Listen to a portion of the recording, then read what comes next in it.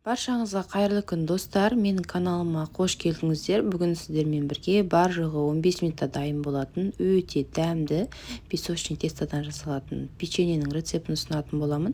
Ол үшін видеоны соңына дейін қарап, менімен бірге болыңыздар.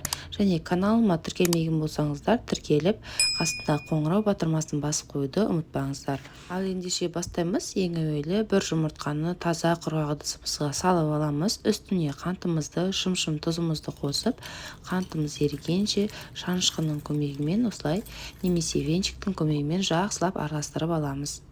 Бізде толықтай еруі қажет. Енді үстіне ерітілген сары майды құямыз.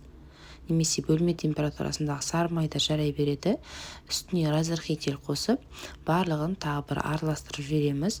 Ұнымызды алдын ала електен өткізіп, барлығын бірден емес осылай шетінен қоса отырып, осылай араластырып аламыз.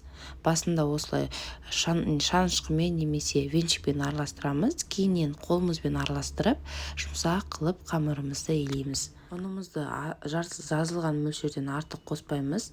Әйтпесе қамырымыз қатты болып қалады, печеньеміз де қатты болатын болады. Сол үшін ұнды жазылған мөлшерден артық қоспаңыздар. Бізде осындай жұмсақ қамыр болады. Енді осы қамырды теңдей етіп екі бөлікке бөліп аламыз. Мінекей, бір бөлігін бөлек жерге алып қоямыз, ал екінші бөлігіне какаоны қосып, тағы да қамырымызды илеп жүреміз.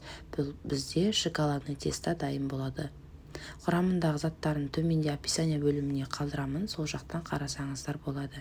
Мінекей, бізде екі теста дайын болды. Енді қолымызбен осылай ұзынша қылып жасап аламыз. Дәл видеодағыдай жасап алыңыздар. Біздің қамырларымыз өте жұмсақ, сондықтан осылай үгітіліп тұр.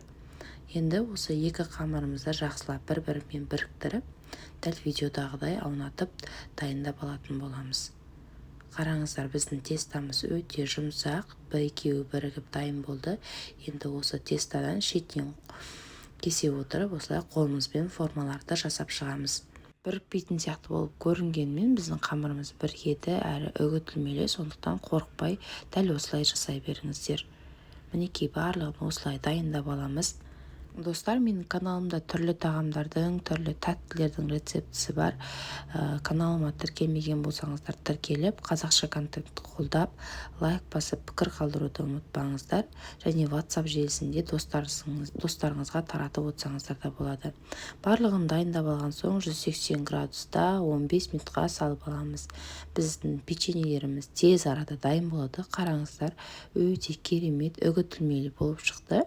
Әсіресе шаймен ішкенге өте керемет үйлеседі. Дүкеннен сатып алмай-ақ үй жағдайында дәл осылай жасап көріңіздер. Видеом ұнаса лайк басып пікір қалдыруды ұмытпаңыздар. Сіздермен болған Нұрия аман келді.